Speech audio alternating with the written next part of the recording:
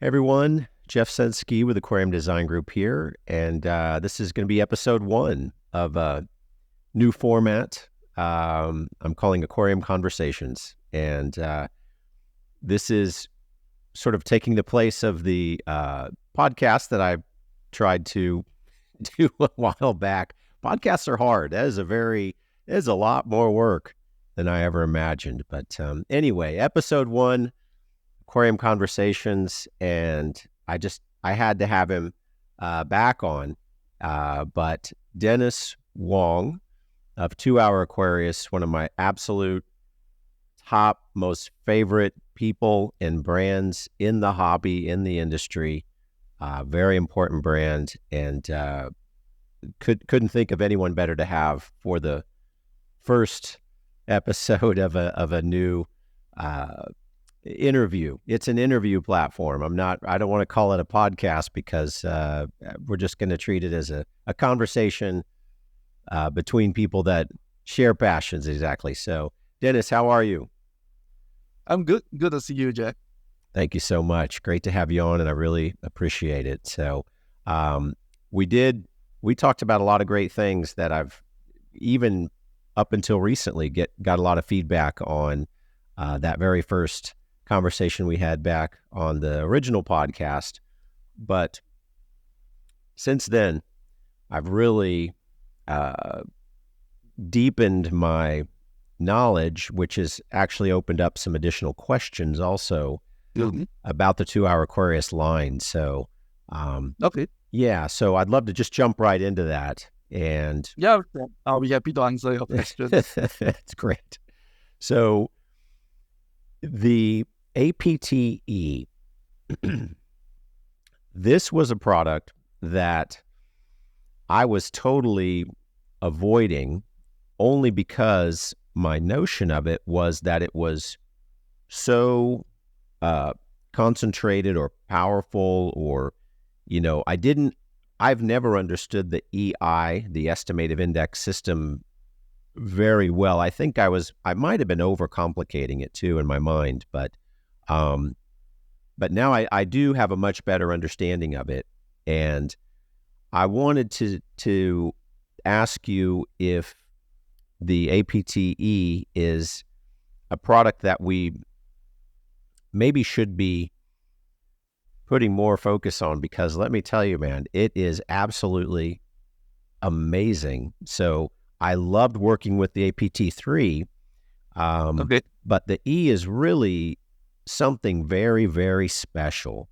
And I find the reason I'm asking is I find too that a lot of customers would come in, a lot of people I talk to are using the APT1 or the 3, very uncommon that they would be using the E or really even know much about it. And so Yeah. I wanted to just get your insights and thoughts on the product as it compares to the others, and then Okay.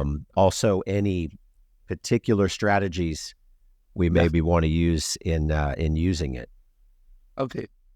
The APTE is based on EI, which was constructed by this guy called Tom Barr, which I think that a lot of enthusiasts in this industry will be familiar with.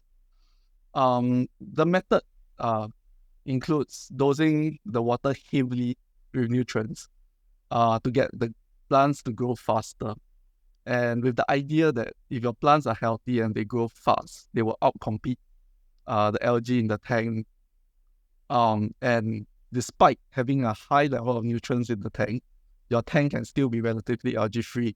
But there's a huge caveat to this approach, and that is it is meant for tanks that are very fully planted.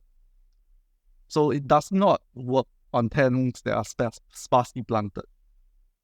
So that is the first caveat, and it's quite a significant one for folks that are new to this different approach.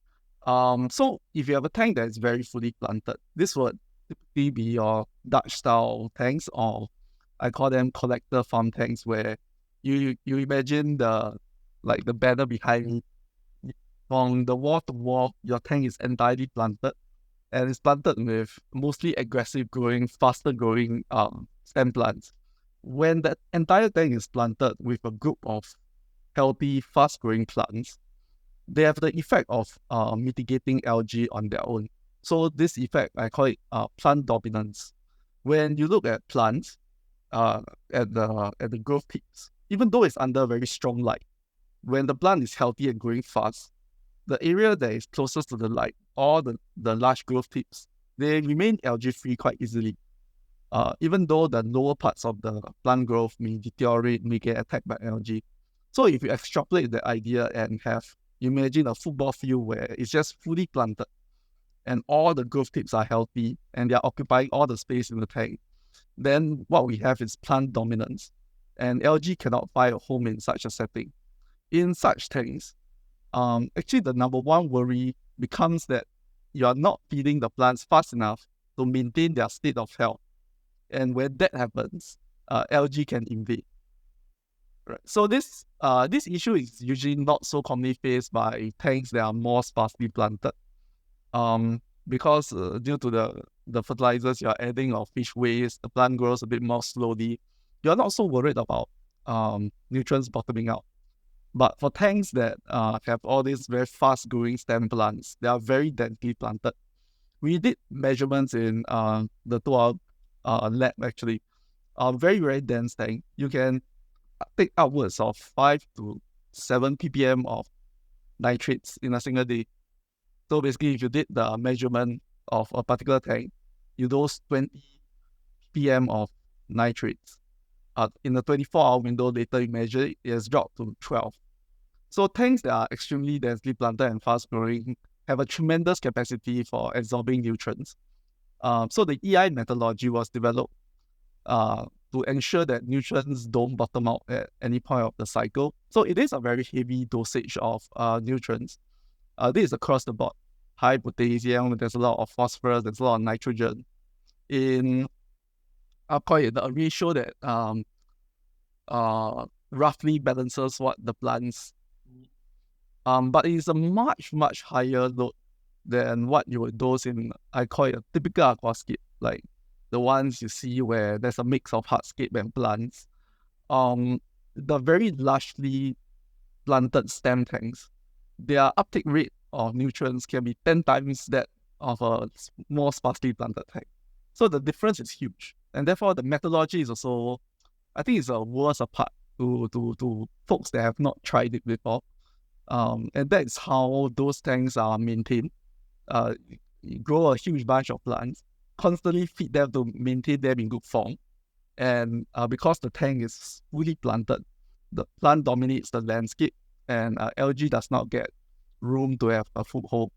The downside of such tanks is that there's tremendous amount of time needed for pruning, maintenance, removal of old growth. So it's a very intense garden in that sense. And the subsequent amount of nutrients that uptake is high, the amount of light that you use can also go up. It is quite different balancing such a tank from, for example, the very sparsely planted aquascape I have at the back. The tank at the back, for example, if I dose the EI formula at it, I will probably dose it only at 10% or 15% of the dosage. So that is the huge range that planted tank formats can come in. And I think that many aquarists may not have ventured into this kind of extremely dense planted Dutch style tanks. And therefore, I think it's not wrong that fewer people purchase the EI model, because truly they are suited for a particular tank style. In tank styles where you have much sparse planting, I think that other strategies work better. So less fertilizer, less light. Instead of dosing the water column heavily, maybe you use root taps or use soil in areas where there are plants. And I think that for a lot of aquascapes, you can depend more on the substrate, and you may not need to dose so heavily into the water column as well. And you get less algae that way, and your hardscape remains the hardscape color rather than green. Right. No, So that all that's makes a lot of sense. Yeah. Yes. So that's a short summary of the EI methodology. And our product, the APTE, caters to the folks that want to try it out. So, and that's why everything you just described because that was my understanding, I really was avoiding it, thinking, well, I don't do a lot of the really heavy stems, and that sort of layout style is something I just don't have the occasion to do nearly as often as something either more sparely planted or what I've been in the past few years calling my greening style, where it's no soil, just hardscape. So we'll talk about that in a second, because I think that opens up another unique dosing strategy. But much like you said, like the aquarium behind you, you might be dosing at, say, 10%. When we say 10%, this is 10% of a general recommended dosage, like is on the bottle, for example, just a general guideline.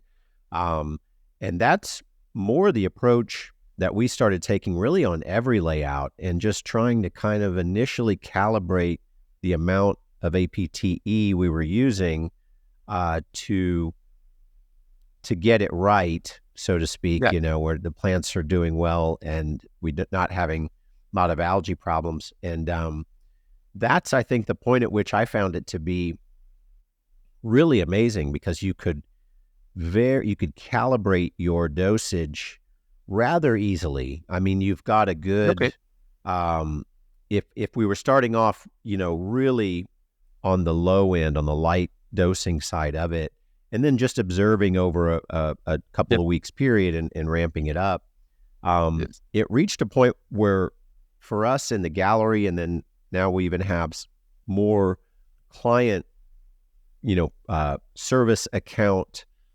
planted tanks, which is something we avoided for a long time for a lot of reasons, but that we're able to use the apte almost exclusively. I may still wait till after first 2 to 4 weeks. We're going to use the 3 usually. This is assuming probably has soil and definitely has CO2 and good light. But I've just been really just blown away. We're so impressed with the ease with which we can sort of calibrate the amount that we're dosing and get really, it just looks like not a single plant species in the layout is suffering. I mean, because sometimes we would see this with more conservative dosing methods where one species is, if there's 5 species, 3 are doing very well, 1 is doing so-so, and 1 appears to be struggling. This is just less and less common with the E. How does it, I guess I'm trying to a little bit better understand the relationship between the 3 different, the 1, the 3, and the E, in terms of your specific cases where you're going to, one or the other is going to be your go-to. Okay. I think that we start with the 0 or the 1. So the 1 you have no nitrogen and phosphates, and that is key criteria. It contains the other none. There's none added. None. Okay. No P and no N. And this is specifically for either tanks that are overloaded with fish, which is 1. So if you have a very heavy fish load, and I think we cannot ignore that segment of the market, because there are a lot of folks out there with very heavily stocked planted tanks. So they have very heavy fish load, and you do not want to introduce any more nitrogen or phosphorus in those cases. And it is also particularly for sparsely planted iwagumis in specific. So I think if you have iwagumi where only 25% of the substrate is planted, because what is popular today is also the mixed style where they have a beachfront and only half is planted, and they may have even hardscape as well. Right. In that scenario, if you want our hardscape to be perfectly clean, we will want to let the N and P in the water column actually bottom out. The plants will feed purely from the soil area where the carpet is growing. And remember, in this very sparsely planted scape, we cannot depend on plant dominance to deter algae from the tank as a whole, because we don't have the majority of it planted. So the other approach is what we call mitigation, which is reducing the trigger factors for algae. Having lower light is one. but being able to root feed your plant exclusively and only feed what they require from the water column, which is everything except N and P, is a strategy that we find very effective, where you can still grow a pretty large carpet or anywhere where there is the plant can contact rooted soil or root tabs, and then drain the water column of N and P and your hardscape, and you can maintain the white sand look for a long period of time.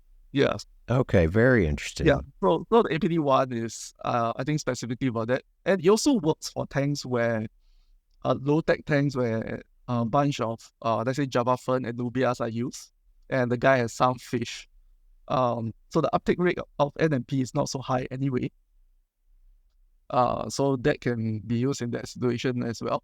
And it can be also used for new setups, where I think that for a lot of aquarists, the hardest part of setting up the planted tank is the first kind of 6 weeks. And we find having, again, less algae triggers in the water column give these folks an easier time. Yeah, so APT-1 was designed with those few scenarios in mind. Yeah. So is it, I guess what I'm getting at is, because the Iwagumi or the very sparsely planted scenario is very interesting to me, because you're saying that you really don't need much N and P in that situation. Your nitrogen and phosphorus you're getting sufficient amount from the soil, but I think the one may need to be more aware of some tablet fertilization, or some sort of boosting the soil from time to time. In that case, in the long run, that is required. Yes. Right. Even with just a carpet of hair grass, for example, it eventually, it too will run out of soil available nutrients. Because I was recently doing a very light dose of APTE even in Iwagumis, and while the plant growth was good, I wouldn't really get into algae problems, but I was struggling with a green hardscape. That was an ongoing issue there. So by using the one, we really should be mitigating that greening of the getting the green algae on the hardscape, or that sort of. It's always the reason I keep saying that, because it's a very consistent green. It's just the rocks turn green. There's not an algae problem in the aquarium. There's not 5 species of algae. There's just that one. Is that pretty normal? Is that line up with your observations? Okay. And just that one is sort of the one that we're trying to. Then we got to get in there with the brush or hydrogen. And this method is not created by me. Actually, it was created by ADA. So if you think about it, the ADA, they have their brightly ADA, right? Their idea was that you would reuse the Aquasoil to have a rich base, and their step 1 there's only potassium and iron. There are no other nutrients inside it. Right. So that's how they grow most of their skips in, and the soil is designed also to the nutrient level diminish after the initial months, so that growth would slow down, and that makes the maintenance of such aquascapes also a bit easier. But in the very long run, you do need to enrich the soil to get back to maintain the carpet. Do you think that the soil, and then the step 1, it was the step 1, step 2, step 3, that the soil in, say, step 1 approach, does that go back more to when Aquasoil Amazonia was very powerful, very potent? I wonder if that's. Do you have any sense if that's changed at all or evolved at all since now? It seems like recently, it definitely works with their current soil. So you will not see a difference in the first 3 to 4 months. The difference is in the 8 to 12 month period, where I'll say that the old soil lasted longer. The new soil, the efficacy is not as long lasting. for all purposes, and this is in line with the measurements that I took of the soil as well. The first 3 months are very similar. Okay. So it's really just, it's going to kind of be used up or depleted faster is the primary difference. Yes. I guess with that comes less of that harsh, cloudy water. I mean, we sort of famously remember all the issues of really managing a new Amazonia layout back 16, 17 years, not maybe almost 20 years ago now, what a process it was. And definitely it has lessened, I think, as the potency has seemingly gone down. Do you, and I want to get back to the APT3 and then kind of a relationship between that and E, but do you have any sense of, or do you know much about where the soils are collected, like where the source material comes from in nature, and maybe how that has changed over time, giving us maybe slightly different formulations? Aquasoil production, because I have been also in the midst of manufacturing our own Aquasoil, which is something you can look forward to as well. Awesome. Yes. Excited. Want something that is rich. So we are targeting a high level of richness, hoping to match the old other Aquasoil, but with not so many of the downsides that it has. And basically, we want to offer it at a better price than what other has on the market now. So it's a very opaque industry for all purposes. The manufacturing process of different soils are quite different. Really? So I'll say that there are a few China factories and there are a few Japanese factories. And they all use quite different processes. Interesting. Some use heat in their process, many don't. So the soil is not big at all, even though people will use the term that the soil is big. So for a lot of the Japanese soil, there is no heat involved. So the pellets are just dry. They are not heated actually. And this makes sense because heating the soil beyond a certain temperature actually causes the ammonia to off gas. Interesting. And that's why for a lot of Aquasoil, the packets is moist. It's not completely dry. At soil, it can come in two forms. If it's a very large producer, they may have a plot of land where basically they harvest the soil from. And depending on the producer's capability, they may or may not enrich it. That's one. The other way to get soil is not by owning a plot. It's by buying soil from soil sellers within a region. And I think that most Aquasoil producers actually go that route. They don't have a plot of land where they just collect the soil from. Rather, they buy soil from folks that sell soil in a certain region. And they can target basically different kinds of soil to buy. Whether is it spent rice paddy soil or is it organic soil. Then next is the producer's ability to enhance the soil. And this one differs greatly from producer to producer as well. And there's a wide range of additives that they are used, from organic materials to peat to straight chemical additives such as ammonia. And after they enrich the soil, then different people have different ways of forming the pellets. So it is truly quite a differentiated process. And I think that there's a little bit of knowledge sharing among the manufacturers, but the knowledge is not well shared. So for example, when you look at the quality of a lot of China soils, it differs hugely from the soils that is produced from Japan. And I think averagely, Japan still produces better quality soils.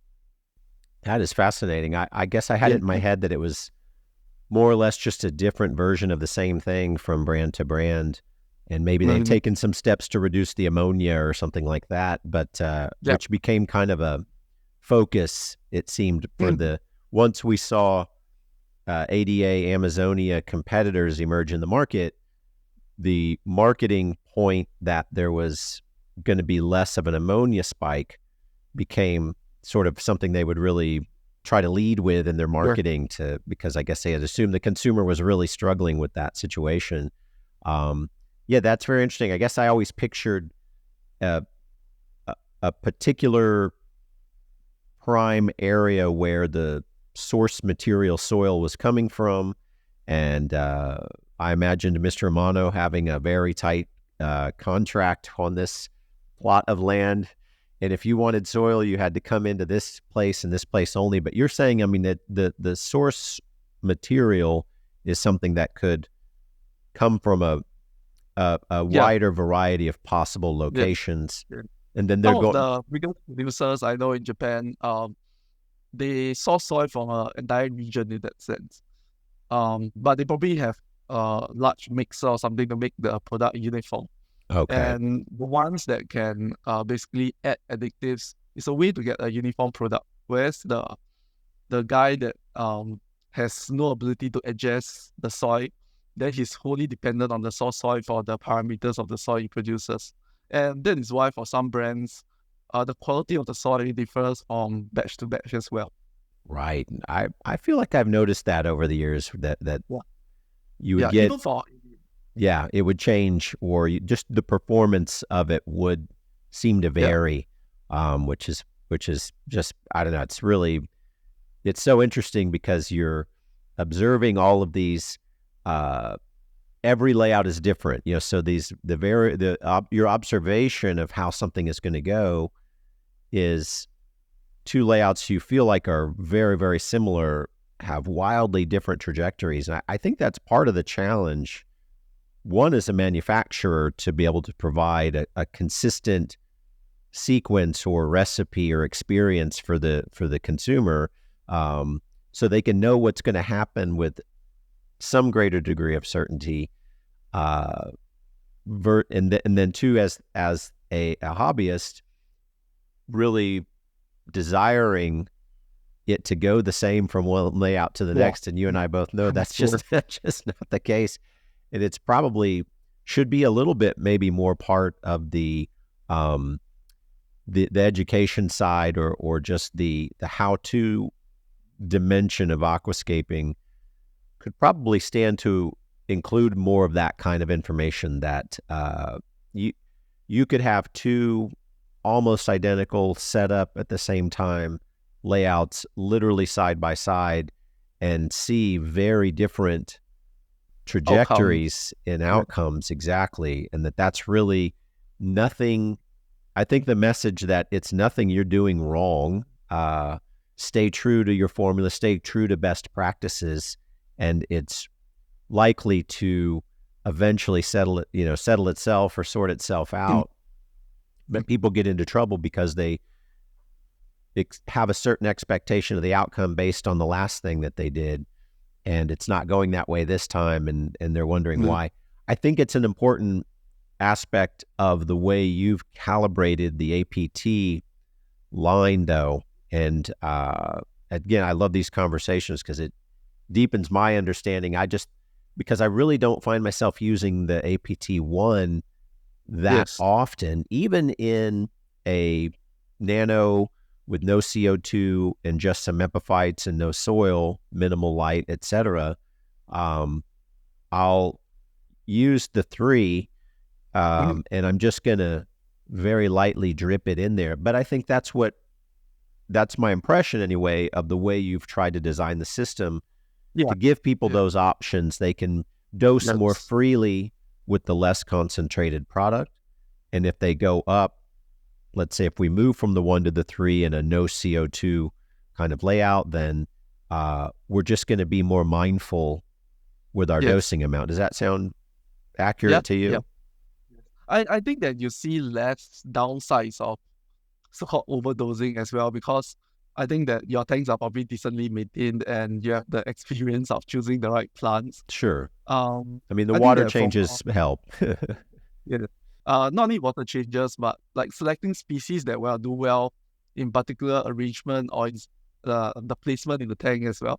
I think it's something that experienced aquarists like us take for granted, but it's a stumbling block for many newer aquarists.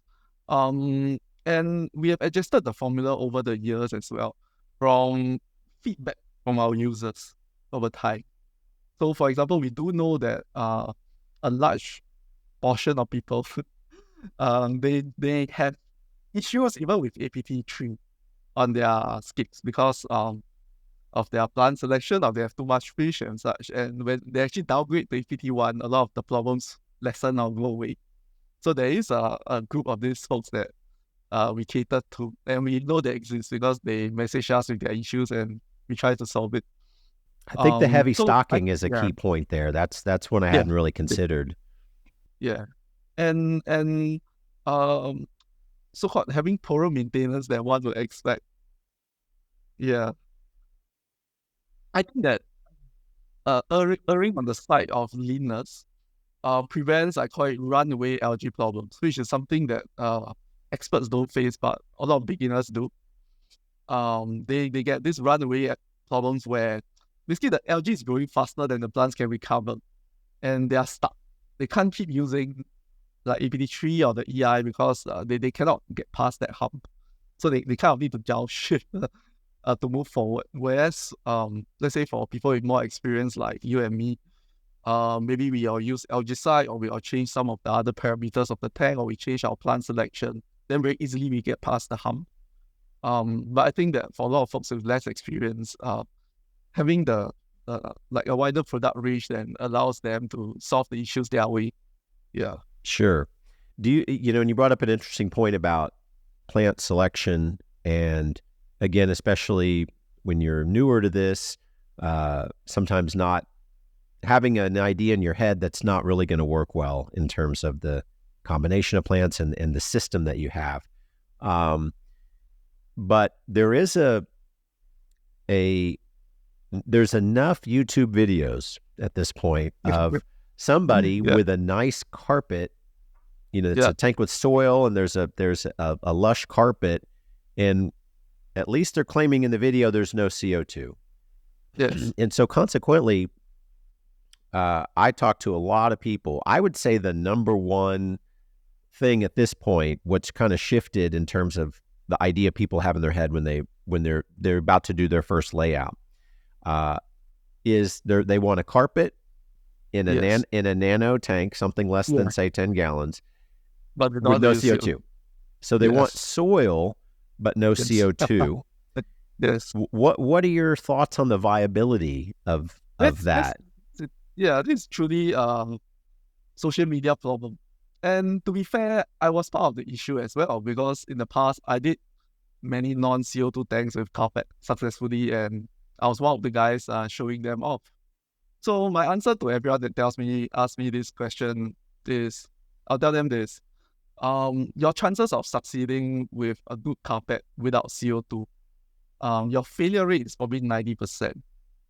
It can happen. Yeah, it can happen. If you do 10 tanks, one of them will probably get all the factors correct, and you can get a carpet. So the failure rate is 90%. But think about all the thousands of people out there trying it. A 10% success rate is huge.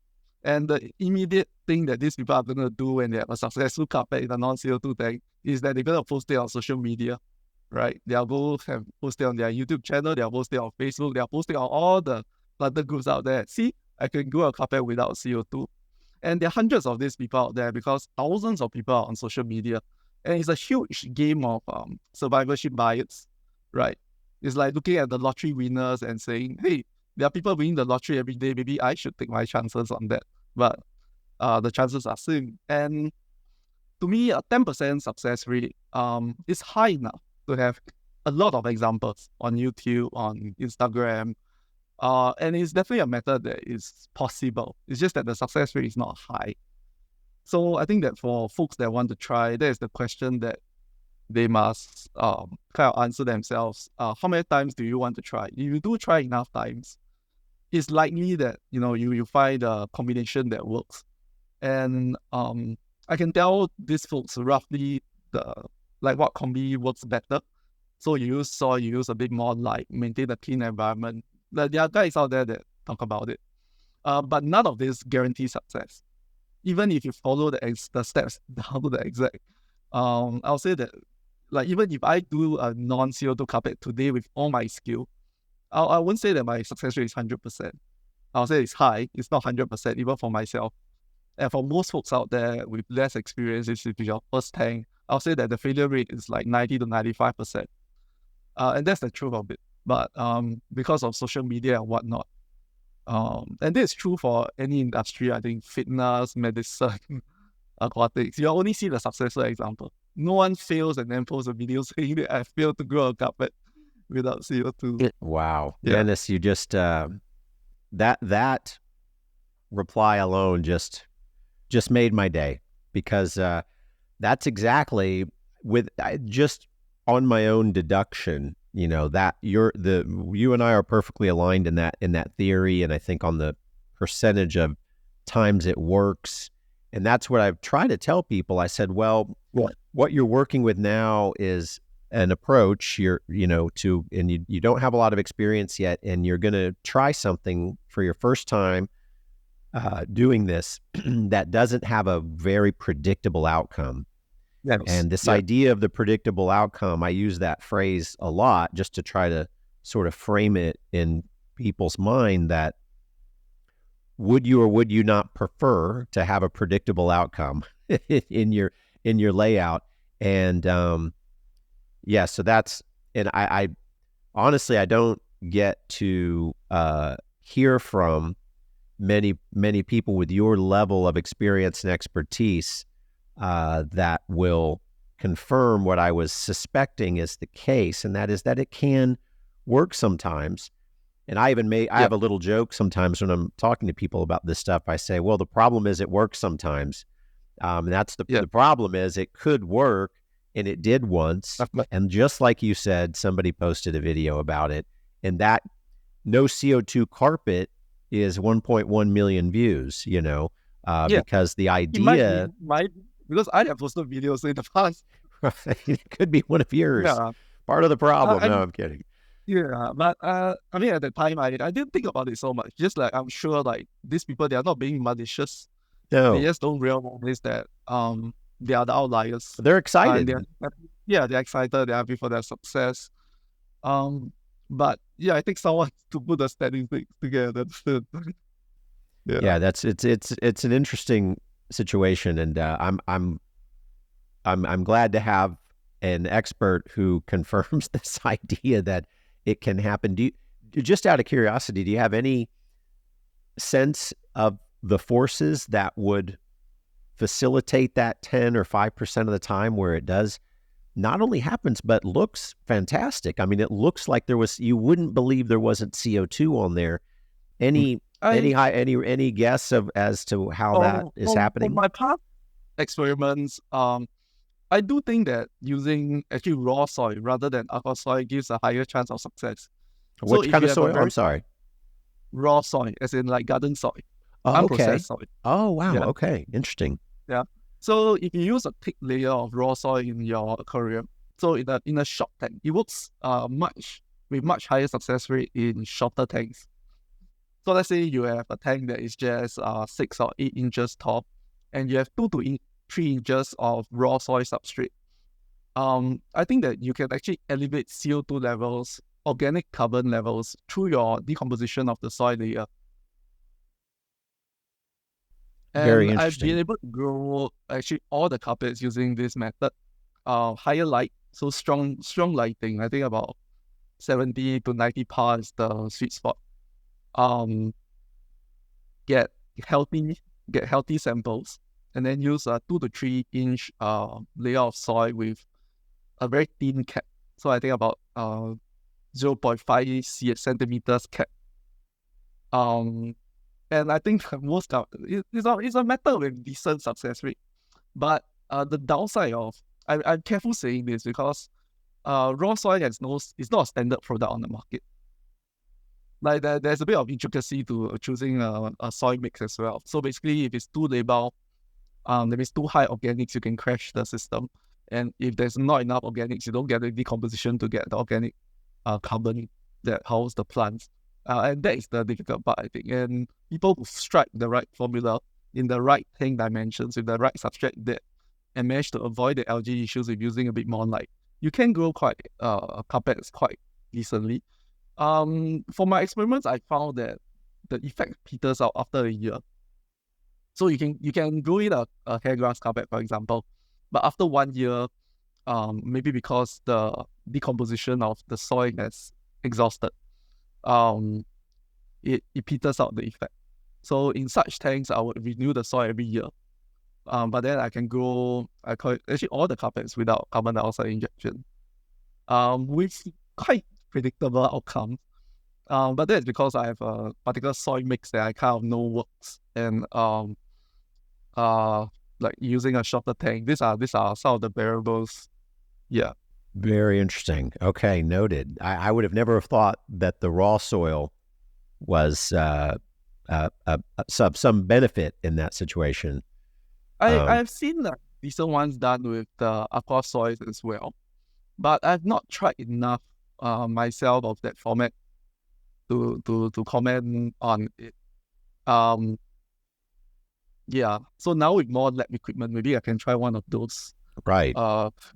And I had always told people that if you were not going to have CO2, then no CO2. Let's just skip using a soil substrate. And I'm curious your thoughts on this, because I could be totally wrong. But this is generally a newer hobby. So they've had a couple of they've had plants and fish together, but they haven't really done a composed aquascape type approach. And I would say if you're not going to use CO2, if you're not ready for that yet, let's just avoid the soil. And that's been another area of development for, again, I just call it greening. I'm just trying to denote it as an individual style, where we're just going to work with more hardscape into epiphytes, obviously slow metabolism, slower growing plants, lower light plants, etc. And we're going to eliminate that variable or contribution that the soil gives to the chemistry and the nutrient availability and all of that, because it was so common to see people with a thick soil layer, an Aquasoil type of product, a proper aquarium soil, not so much a raw soil, and no CO2, and having just a spectrum of issues that I would say, well, if we eliminate the soil, I mean, does that sound reasonable to you, or do you think that even with no CO2, a soil is still? Because I looked at it from Mr. Amano's standpoint, the CO2 came before the soil, so soil was developed after he was already achieving a certain degree or trajectory of growth and consistency in the plants, and that's when we brought in a soil. So I had it in my head that soil and CO2 had a direct, sort of a specific outcome kind of relationship. What are your thoughts on that? I think that soil is a double-edged sword, in a sense that it is true that it how to say this, because it provides nutrients and good space for root growth, it counterbalances mistakes or errors in your water column control. So if the guy forget to dose, and stuff like that, the soil kind of is a backup store of nutrients. So that works for rooted plants. If you choose plants that are easy to grow, that can feed off the water column, then you can argue that the soil layer then has less value. But the other downside of soil, which I think many folks don't realize, is something that needs to be maintained. And I think soil maintenance is the topic that no one talks about at all. That is so true. Wow. Yeah. Yes. Yeah. Expand on that, please, because I think this is an important point that's being missed. So I think soil, if you have soil in your tank, it's the same like sand. It becomes a capture point for debris. And I think the thinking that many low-tech folks have that, the fish poop and such just go into the soil and become nutrients, it doesn't play out as keenly as they think it does. Yeah. And soil with too much organic matter actually becomes, it actually deters, or there's a negative impact on the root growth of delicate plants. So another way to think about this is that if you plant aquatic plants into straight manure, that wouldn't work as well. The roots will get burned because it's too labile. And due to the way decomposition works underwater, it's easy to get like anoxic and anaerobic conditions when there's too active decomposition. So for aquasoils even, despite the large pore sizes, excess organic matter actually interferes with the root growth of plants. So if you have soil, it actually takes regular servicing if you have a lot of detritus and, for example, fish waste. It's not something that you can just use and then ignore. And no aqua soil lasts forever. So yeah, it's a store of nutrients, but it peters out. And if you use weaker soil, you can peter out as quickly as like 3 months. Then if you don't enrich it, then it doesn't do its role as well. So I think that soil maintenance and basically how to maintain it long term and how to clean it is truly a subject that is not talked about at all by anyone. That is true. On the cleaning side, what sort of protocols or techniques are we talking about? Sort of just a traditional a light siphoning, or because sometimes the growth can be rather dense and it can be hard to, over time, it's hard to get down there and do much with it. So there's a bit of self-regulation here. So let's say you have a bunch of very dense stem plant on this patch of soil. It actually forms a canopy where stuff doesn't fall in. So if you have like fish pooping and stuff outside, they actually slide off the leaves and they gather in the surrounding areas. So I'll say that on a weekly basis, especially if you're running higher light, it's good to siphon off the substrate detritus. So the main things you're aiming to get rid of is the fish poop, dead leaves. In the long run, when you uproot the dense bushes, so let's say it's a bush that's been growing there for 6 months. So now finally, you're uprooting it because you want to replant the tops or you are moving the plant. So this is the time where you can do a slightly deeper clean. And you don't need to siphon like straight into the soil. For me, I can just stir it up using either tweezers or a dirty buster so that the organic dust rises up, and I'll siphon it off the fine organic dust. And it doesn't have to be absolutely clean. The key thing is that you just don't want too much of it in the long run. It makes total sense. Okay. Yeah, good to know I wasn't missing a super important substrate cleaning technique there, because but yeah, it's just that kind of a common sense periodic removal that I think goes with the natural cycle of things, anyway. You had mentioned a little ways back there something that I definitely wanted to inquire about, and that is the idea of a cap on the substrate. And so I see this being something that didn't really used to be a thing, number one, which is neither here nor there. It's just an interesting observation that for years and years, there was absolutely no reference or even notion of capping the substrate. And again, because we were almost exclusively referencing ADA and Mr. Amano's work, and I can not think of a single instance I've ever seen them put anything on top of soil. Very, very, very, very rare if it has occurred. And only for the folks that use raw soil, that use garden soil. Well, what we're seeing now, and this is again kind of in the content creator YouTuber space, is even using the traditional soils. And again, I get people that I talk to all the time that have learned about all of this exclusively from very last couple of years YouTube videos. And this idea that they're going to cap the soil, they're not only thinking of doing it for some sort of particular aesthetic reason, but there's this notion, this is what I'm really curious your thoughts about, is that they're somehow, and this term is used, locking down the nutrients. And I'm sort of thinking, this is water, and the nutrients are very small. They're much smaller than the cap material, and they're still going to get in the water. Is there any truth to this locking down, or is there? What are your thoughts on the whole capping a proper aquasoil type substrate? There's a very slight truth to that, because while you're right, the nutrients are extremely small, and your sand is like a sieve, right? So water still goes through. But if you have basically a thick enough barrier, it slows the water movement down enough that your so I won't say that it locks down nutrients, but Yeah. I wouldn't use the term lock down nutrients. I think that most substrates are kind of leaky, but I think that if you want the look of cosmetic sand, but you still want to feed some deep-rooted plant, it is a technique that you can use. And if your cap is thicker, so for example, if your cap is 2-3 inches, but you're growing plants where the roots stretch down further than 3 inches, and you have soil below, the layers can be kept separate quite easily. And that is actually what I've done in this tank behind me.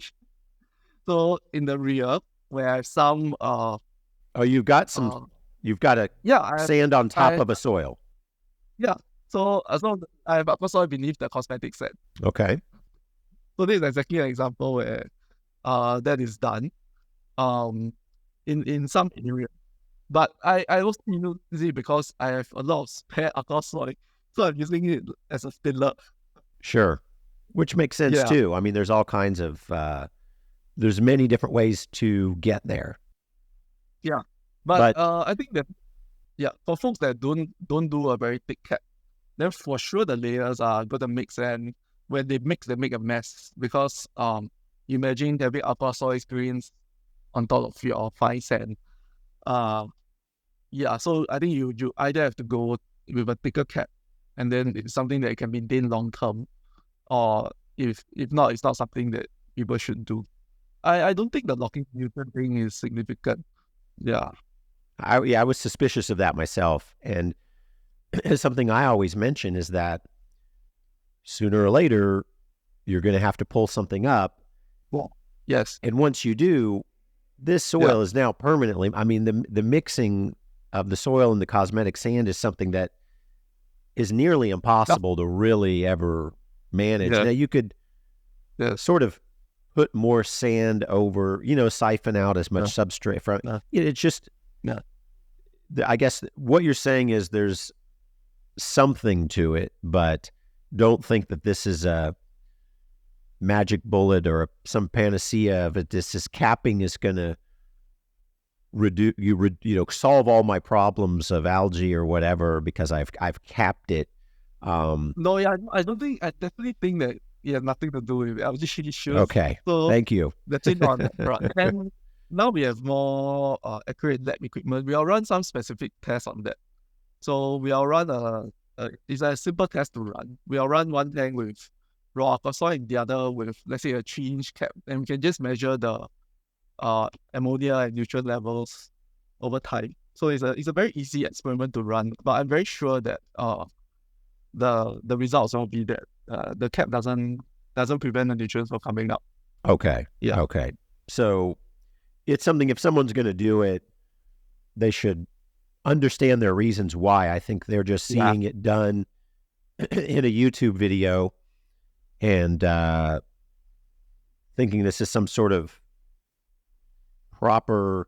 It's sort of like thinking a particular optional ingredient is sort of an essential part of a recipe. And there's all those recipes where, or you could say pizza, for example. And when you say pizza, oh my, there's so many ways to interpret, to make what we could just call pizza could have a huge spectrum of way. In wildly two prepared completely different techniques and ingredients and theories could still be very delicious, but in a completely different way. And so I guess what I was wanting to sort of caution people against is the idea that always capping the substrate should be part of your protocol for a new layout going forward. And that I don't think that that's accurate. I don't think that it's know why you're doing it and know the benefits and the side effects of doing it too, because I think the only benefit is the cosmetic one. Honestly. Okay. Yeah. Sure.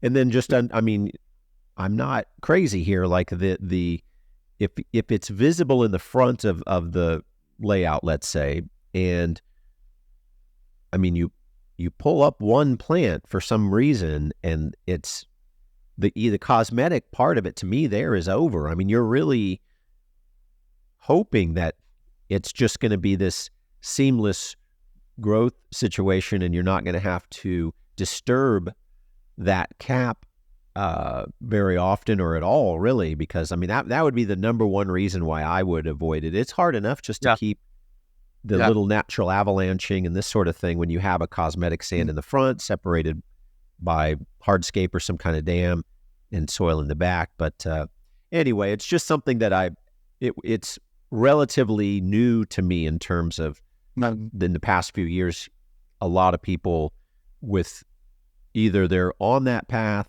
they assume that's the way you're supposed to do it, or that's what they're very much prepared to do is they tell me, oh, I'm going to cap it. And I invite them to consider that in beyond the YouTube video. It's the rise of the low-tech community, I think. And I think, unfortunately, the low-tech community, it's not the one with the most expertise, but it's the one that most beginners are drawn to because of the seemingly low cost. Of course. Yeah. So most of the, I call it accomplished scapers, artists, folks that are doing commercial ventures, they don't step back down to participate in the low-tech sphere. It's a good point. Yeah. So, I mean, whether is it Mr. Amano or ourselves, like, we rarely go back down and this whole month I just want to focus on the low-tech stuff, because once people move forward, they tend to use the best equipment possible. But for most beginners starting out, because the CO2 is such a big price lead, as well as it's a very unknown thing on how to operate it. I think that almost everyone's first entry in the hobby, they would be thinking, oh, can I do this without CO2?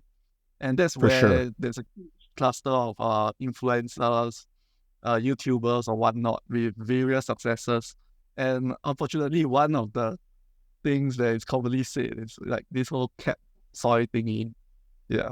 That makes sense. That's I think you're very correct in that that relationship between the lower tech approach and the capping do seem to go hand in hand. I guess it'd be a case where perhaps any extra step we can take to mitigate nutrient availability that could lead to algae, because again, we don't have CO2, so we're not driving the growth in a way that, just like you said in the very beginning, in regards to APTE, that out-competing the plant dominant situation.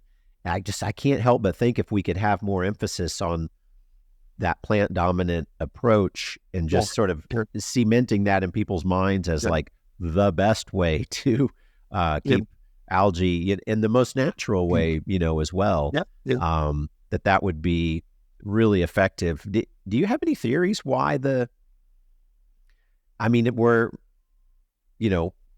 pretty advanced in this thing now. I mean, it's been around over 30 years and we've got, aquascaping with CO2 and sort of modern practices has been there since, let's just say, the start of the internet. Okay. So it was at least had a few years in the 90s of getting momentum by Mr. Amano before internet. So we've got a rich history at this point of the use, the application, et cetera, of CO2.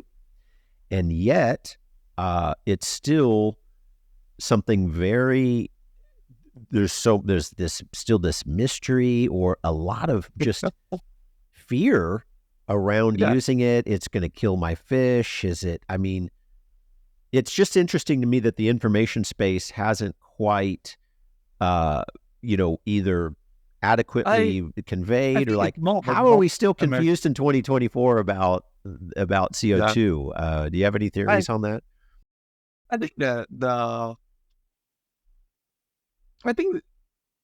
I find it more with the North America, the US crowd than anywhere else, the field of CO2. I think in the rest of Asia and Europe, it's actually much more common, or rather there's less fear that it like kills your fish and if stuff. They're not using it, it's for some other reason than just than any ignorance about it. They're not using it because they don't want to. They're not worried about using it. They're just choosing not to. And I think that in US, there's also this prevailing thought that CO2 is unnatural. Yeah. Right. Yeah. Okay. Okay. You're dead on. I think it is a more North American, U.S. sort of issue. I think there's probably a lot of truth to that. I guess I scratch my head sometimes and go, how many more YouTube videos do we need on a given topic to convey enough information to make a decision on without, again, trying to do very sophisticated layouts because of pure visual inspiration you got off the internet. Where, and I always say, no, everything that you're telling me you want to do in your layout exists because of CO2. Like there's certain plants that I think only came into the hobby and the industry because of CO2. If there wouldn't have been CO2, we wouldn't have so many of these stem species and the different carpet varieties and all this sort of, they only exist. So that plant in the 1980s, we had no availability of that almost whatsoever. And so, it's just, I was just curious if you had any theories on why it still seems so mysterious or elusive, or people that know that you could do a carpet in an aquarium. I mean, they have enough exposure to know what's possible, but the idea that CO2 is an essential component of that is they either don't know that, or they're really have a lot of anxiety about using it. I think there's also willful blindness. In a sense that, like, you imagine if you are a beginner today and you want to grow a carpet, the first thing you'll go is you'll Google on both YouTube and Google, do I need CO2 to grow a carpet? And most of the sources will be the ones saying that, no, not really. You can grow a carpet without CO2. So where is the reality that these guys do not know who, like, the true experts in the industry are? They do not know the background statistics of what is possible. So I think, unfortunately, in today's the way data is organized in today's world, unfortunately, the things that are the most accessible, and sometimes accessible for the wrong reasons, become ideas that people latch onto. I think that it applies to things like diet and exercise, like no question. To our hobby. Yeah. And folks want an easy answer. Like, they don't want to be told that you need an expensive, potentially deadly system to your fish to grow a carpet, right? They rather want to believe that, the no CO2 is possible, as long as I have enough knowledge on how to do it well. I think that it is a much easier reality to accept or to choose to accept. I'm not sure exactly how to fight this battle on my side, because I mean, we do a lot of this information providing on our own website as well.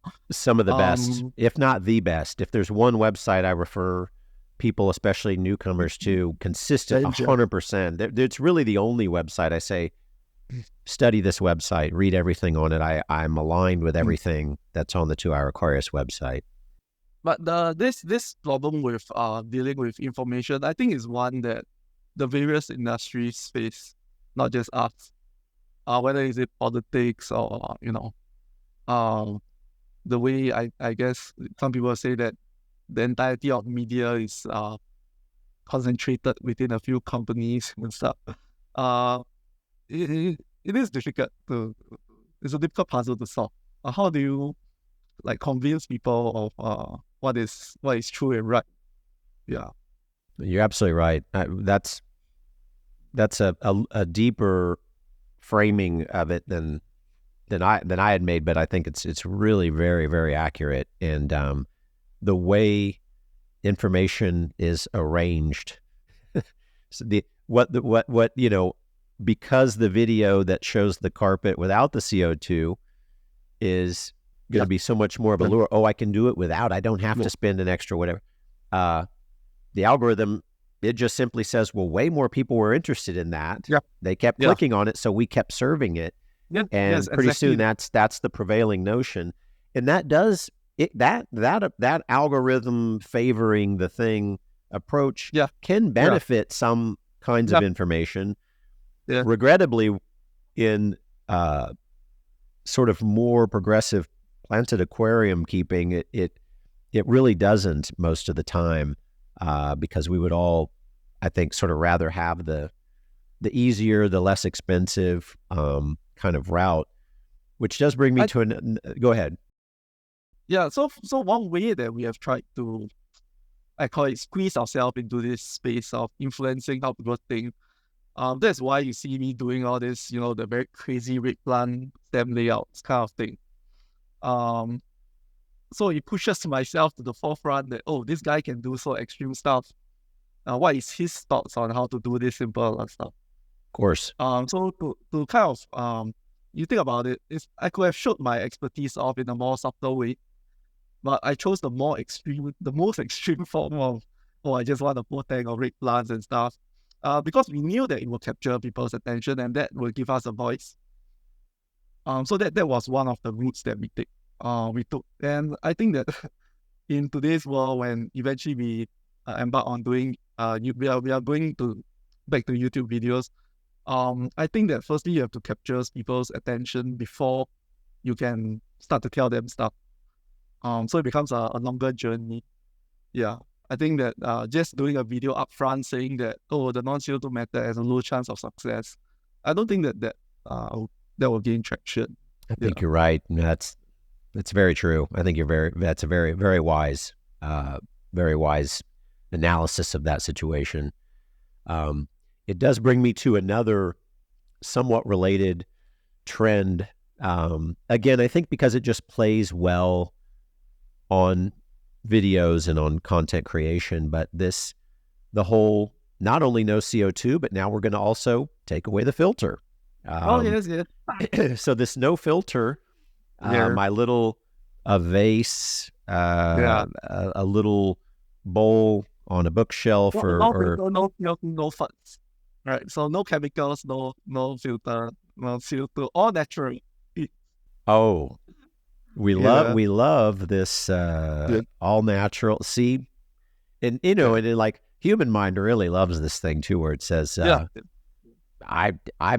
it's just me interfacing with nature. I didn't have to buy any products, and look how amazing. And my own experiences with doing those kinds of things, which I resisted for a long time, but I guess I saw enough of it myself on YouTube. I thought, okay, well, I can't argue that looks pretty incredible for just being 3 gallons of water and plants with shrimp and even a couple little fish in there. And it was similar to just the kind of the non-CO2 carpet thing, where it was it just didn't always go as planned. Now, we both get the idea that you're using a lot of stem plants to sort of give you that some immediate impact, sort of a cut flowers kind of bouquet look.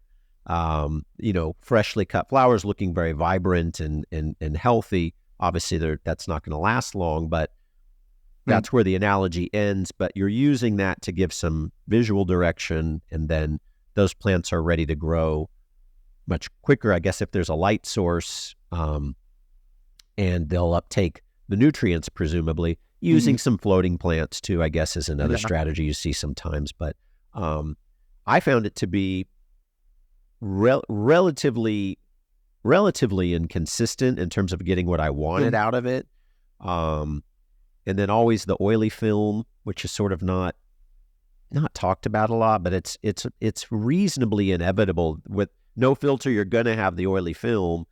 And of course, I'm going to remedy that with a water change, or I'm going to use some paper towels up there to say, before I make my video, I'm going to get rid of the oily film, right? But you do see some very nice works done with that. There's a couple of Japanese Instagrammers that I follow too that are they're extremely skilled with that. I mean, very, very carpets and where they're taking the whole fish bowl concept, but doing the most advanced sort of layout styles in it, etc. What I do appreciate about some of the Japanese, specifically just people that I follow, is that when you dig deeper into their how they do it, there's a lot of patience. That establishing a true ecosystem in that bowl where sometimes there's even a good amount of fish in there, and it really seems impossible almost. I mean, you can look at it and go, that is just wow. I think this is the case of, one, their process, once you dig into the process, very well, they've really got it down, and this is not something they threw together and put up on the shelf and it just grew and looked pretty. I mean, there's a lot of care and attention went into getting that bowl to that point. I think that for a lot of such things, they have a bit more room for error in countries with soft water, because in countries with salt water and you use Aquasoil and acidic soils, you can drop your pH quite a bit. Okay. And that gives you the ability to have ammonia in your water without killing your livestock. Because most of the U.S., not all, but most is a harder water, higher pH. So you won't find the effect over there because your ammonia toxicity increases with pH and your fish will die.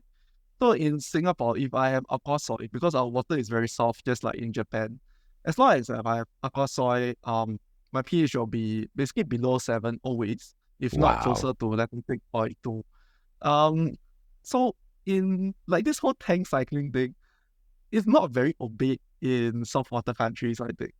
Like, I have ammonia that emits 5 to 6. I have Aquasoil tanks here that I freshly planted because I was a bit impatient.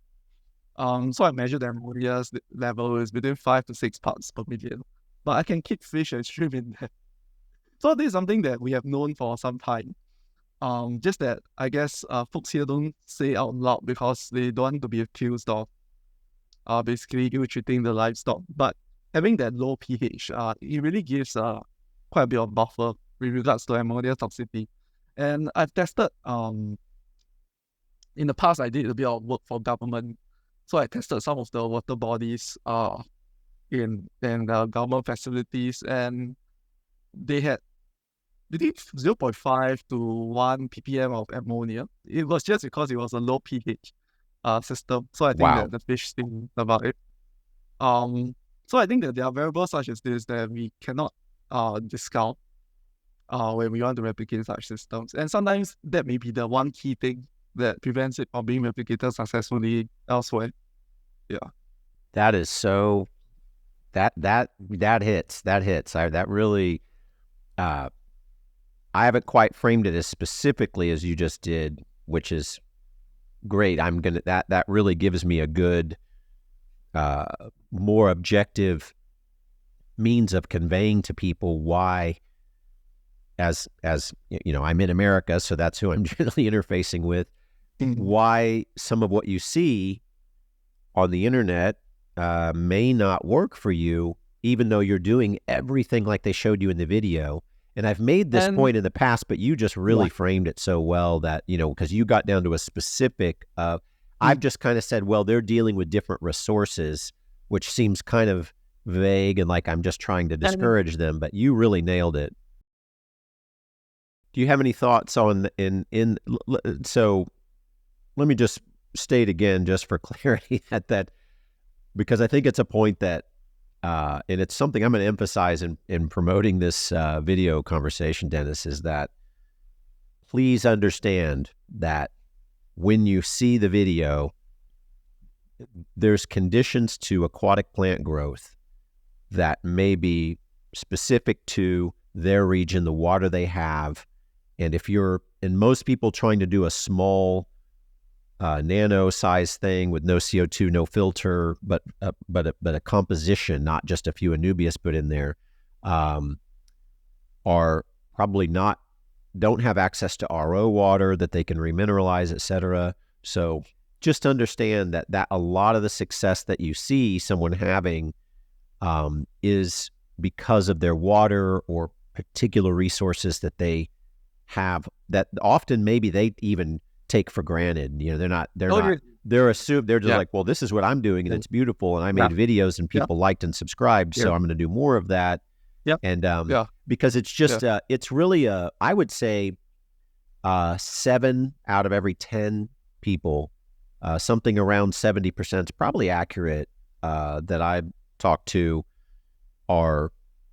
they're very much wanting to do that. They want to do no filter, no CO2, and the capping and all this kind of, and it is such a YouTube social But, media phenomenon that mm, it just it brings me some comfort that it's the you same thing of see it industry. this way too. You Yeah. understand what's going on and actually are able to articulate it and equate it to variables far better than myself even. So that's a huge value, but just a message that I think could use more, just more distribution, more spreading of that message, that you're going to get your initial inspiration from those platforms. And a lot of what you see is not someone trying to trick you in as much as they're just doing their thing.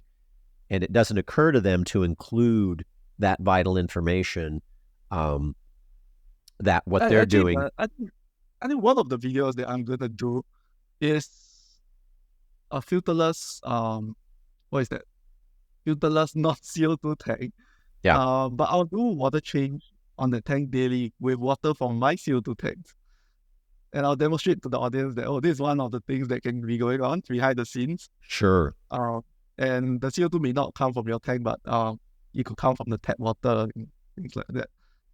So we will be doing a series of kind of like debunking / science videos. Oh, please. Yes, that is, I think there'd be a lot of value in that. And Yeah. definitely the information space needs that sort of counter presentation at this point. I think it would be very helpful because, I'm engaging with people that they have other hobbies that they're very advanced at. These are smart people with good intentions that if you tell them, if all of the information is included, they're very capable of making a best case decision. I mean, but you see how sort of misguided or confused they are, or why they've tried something just like the guy in the video. And it's, they show me the picture on the phone and it's just clearly not working or going that way. So that's really I just think there's a ton of value in that because like you said, it's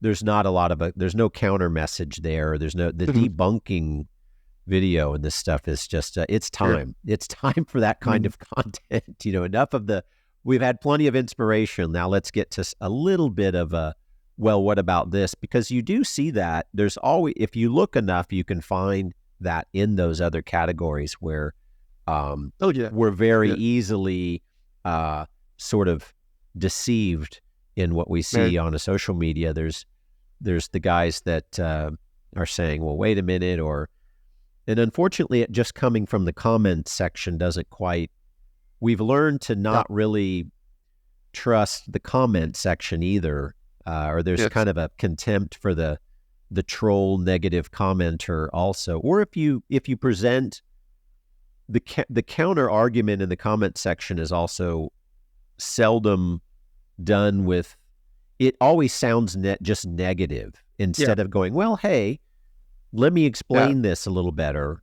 It just is saying, well, that's stupid, or don't listen to this. This guy's a clown, and we put a clown face emoji in there or whatever, as opposed to.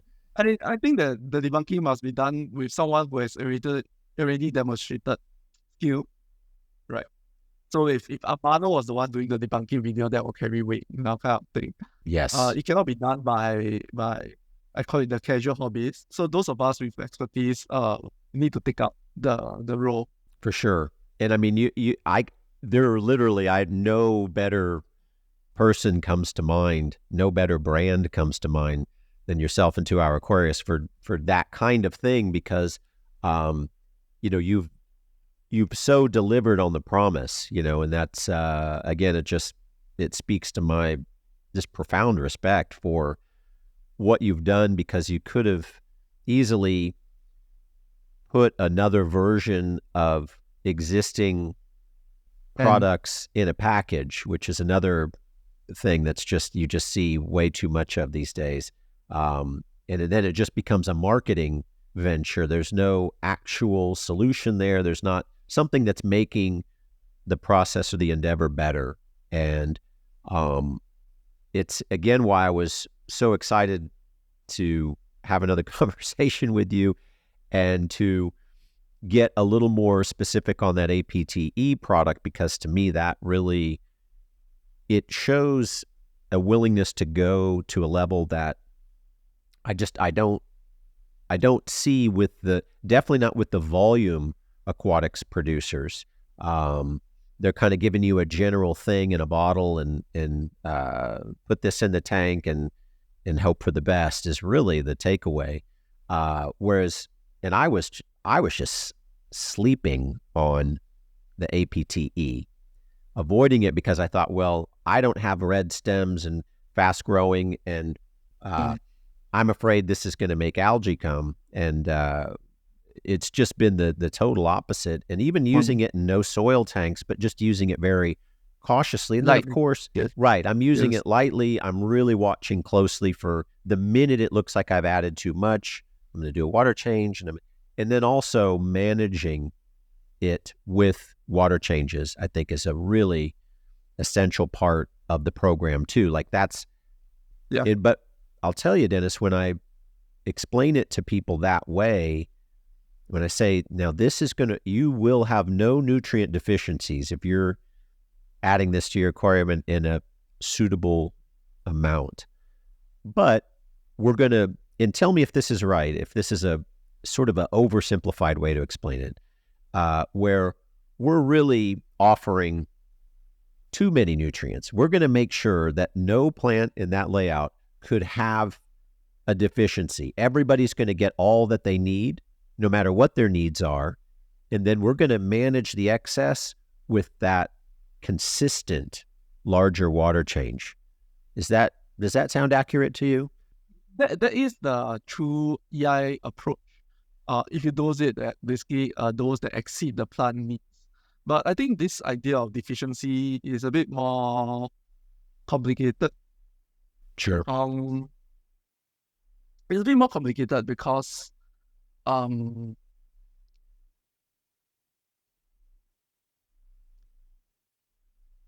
there's a difference between deficiency and a plant basically growing better, and between optimum growth and deficiency. How far do you have to be from optimum growth for it to be called a deficiency? So imagine I grow a macandra and I'm used to growing it in the perfect form. Right. So the day that I change something and it's slightly thinner, it's not unhealthy, right? But at what point do you call it a deficiency? Right. Right. Does it have to be like the pictures where you see the yellowing leaves? Or is merely having a slightly smaller leaf form? Is it smaller or is it stunted? Know? Right. I think that some people draw the hard line at, if it's unhealthy, that means that it's either not growing or that there's algae attaching onto it. I think that is a fair line to draw, but some people may draw the line further. So what they are looking for is that they always want so-called like optimal growth form. So they are not only looking for sufficiency, they are looking to exceed that. And I think that in tanks that basically are very clean, even if your plants are slightly unhealthy, they may not attract algae, right? So there's this spectrum of what exactly, where do you point to deficiency? And plants, for picky species, sometimes just being below sufficiency can make them go into bad form. Right. So for species that are unstable or more picky, the line between whether is this a deficiency or is it just not in optimal form becomes a bit gray. Yeah. And I think that the other topic that we have not ventured more deeply into is whether there are toxicities if you overdose greatly. And sometimes for more sensitive species, merely shifting the nitrogen excess level can induce short-term stress that cause algae. You get what I mean? So basically, if I have a tank that is dosed with APT complete, let's say for a long period of time, and nothing but APT complete. And 1 week I suddenly increase the dosage I do a double dose of EI. So my nutrient levels have now increased by 3 to 4 times. The plant will react by trying to adapt its proteins and such to optimize for the new nitrogen availability. But in the short run, this actually manifests as plant stress. The plant will actually get attacked by algae, and there may be quicker deterioration of older growth. In the long run, it will adapt to the higher nutrient levels, but that switch is what causes a shock.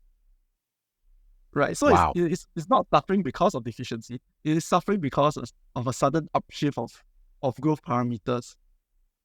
This doesn't happen as much with CO2, but it does happen for the NPK.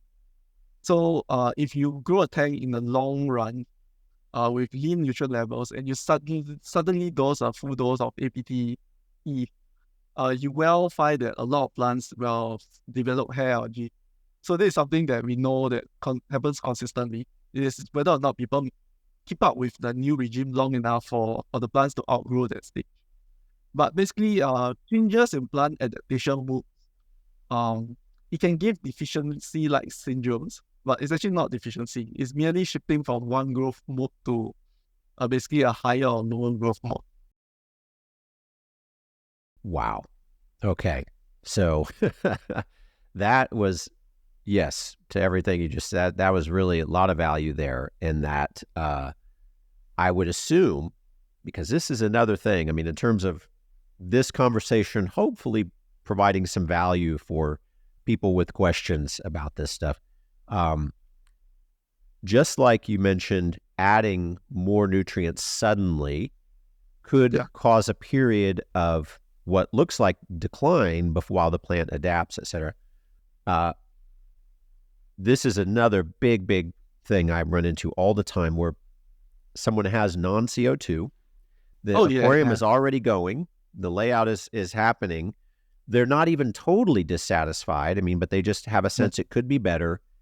And then, you know, mid-scape, they're going to add, now they want to add CO2 to the existing scape. And I say, well, you can do that, but it's going to be a whole reacclimation period. All of your ecology, your biome, your everything about the aquarium is now calibrated itself to not the presence of CO2. So adding it, because the notion is that it's okay, but it's not great. And if I add CO2 by next week, it's going to be, in the aquarium of my dreams. And I'm often, and people are really sort of unpleasantly surprised to hear that it's not likely to go that way. I've seen that happen. And again, an algae problem happened and everything really against their expectations.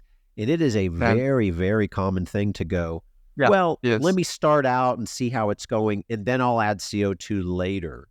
And so I think just like a radical shift in anything in the system, would you agree that this add CO2 to the layout later thing is? I think that I call it the parameters that affect growth has this shock effect, whereas parameters that has less effect on growth does not. So I think the three that do have significant impact will be CO2 is one, carbon availability. The next biggest one is nitrogen availability, and followed a bit by phosphate ability, but less so.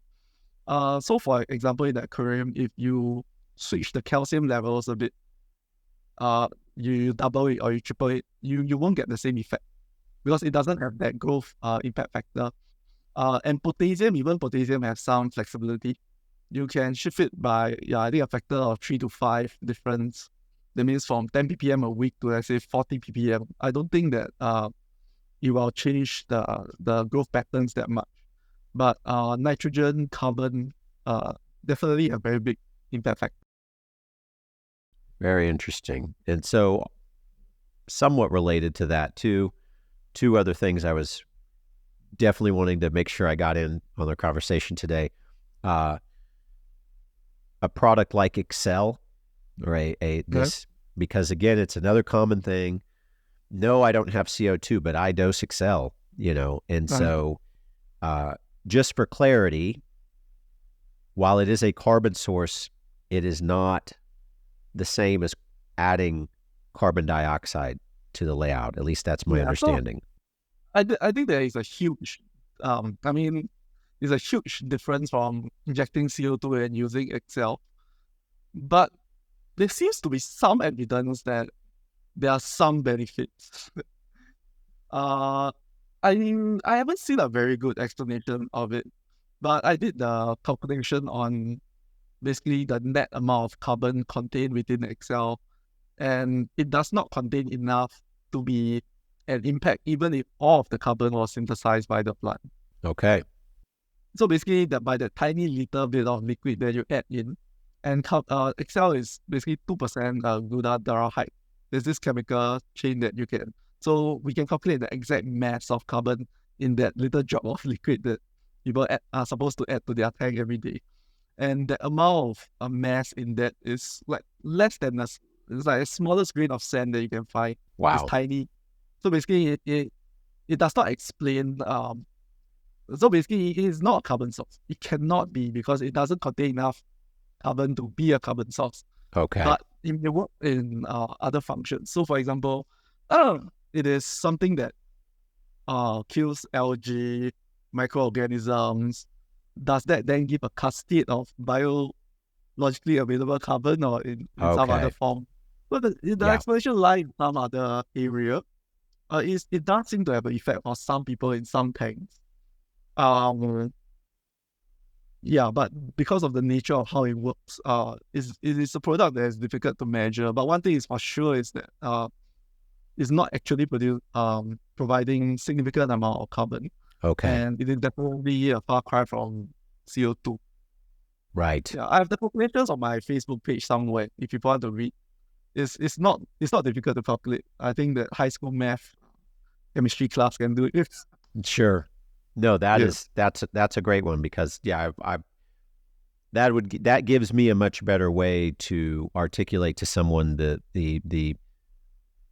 difference or what, because it says carbon on the bottle, and Yeah. it was, do you know, just this is just curiosity popping into my brain, but was there any such product before? Is that a C-Chem invention in terms of the No, I concept was of it? not aware of. Yeah, I'm not aware of I any don't know the product. history, but it just seems like they were when we say Excel, it's Yeah. just one of these ubiquitous terms at this point. Mm. That's really uh, it's Well, really a they are brand name for a yeah, product that hasn't been um, copied or replicated like a lot of other companies.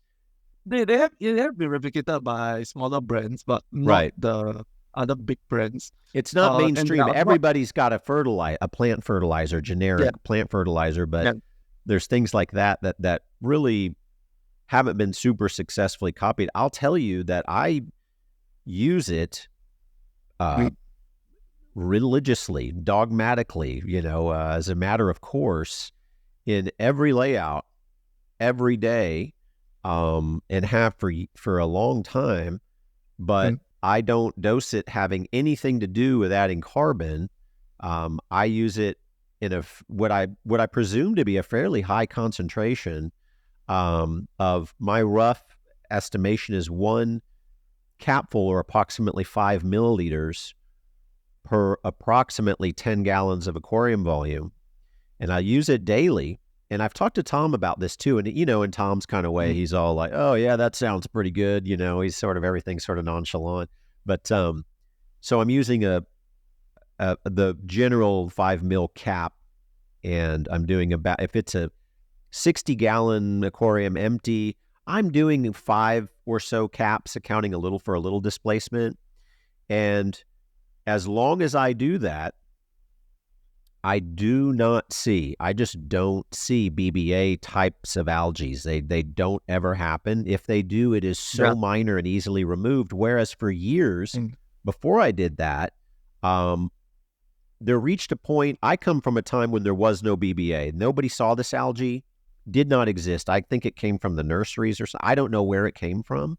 But once it came on the scene, it became, you're just waiting for its arrival. It is showing up in an aquarium that has no other algae to speak of. Pristine, excellent plant growth. Here comes the BBA anyway. So I got it in practically every layout sooner or later, various techniques to try and manage it. But once we moved to this aggressive capful per 10 of Excel daily, I don't see it. It just, as long as we stay doing that, we don't get that algae. So that's why I use it and why I promote it, and it's just part of the program. And what are your thoughts on that dose and its this no BBA at all when we do it that way? I think I don't have so much BBA issue myself, so I haven't resorted to doing that. But I do know of aquascapers and other brands that promote that idea. And they are the smaller brands, not as big, not the mainstream ones that sell it as a carbon addictive / supplement. What we also know is that the chemical is potentially carcinogenic, and it also kills a part of the microbial life in the tank. But how much that impacts the overall system in the long run, I'm not sure. I'm not sure how to measure it either.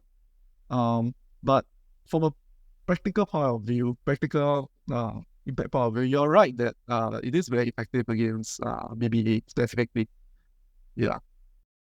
But it's not something that I think I remember hearing at one point that 2-Hour Aquarist was developing. This was just, rumor stuff, that you were looking to have a similar product. Is there any truth to that? Or I don't think it's effective enough. I think that it'll be a con to sell it as a low-tech carbon product. That I agree with, and I never promoted as such. So that part we are not agreeable to. And to sell it as a solution for basically dosing frequently into the tank,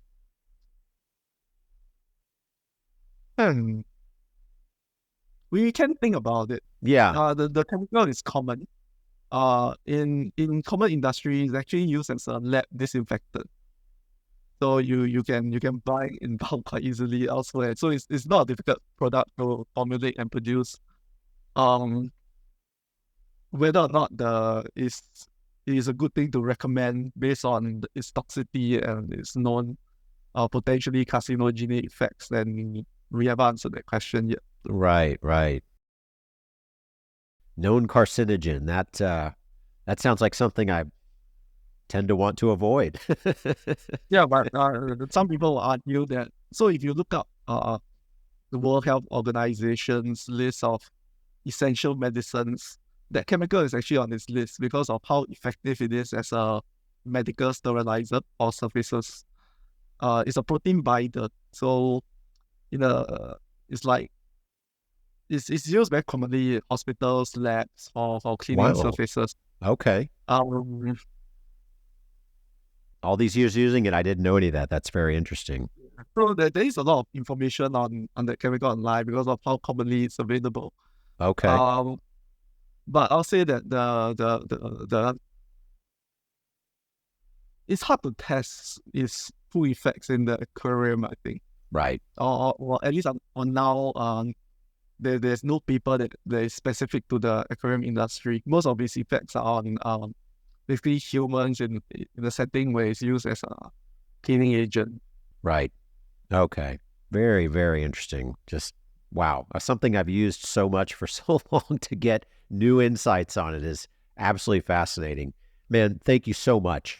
The value in this conversation, hey, if only I got so much value out of it, I'm super excited, and so I really hope others will too. because this was really, really good and touched, I think, on some really important topics for people.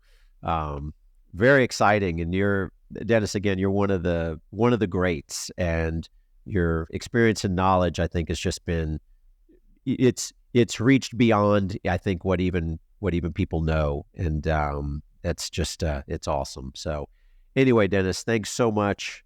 Loved it. We're definitely going to do it again. And thanks for being here with me today. You're welcome, Jeff. Okay. Let me know when else you want to talk. Awesome. Talk soon, man. Thank you.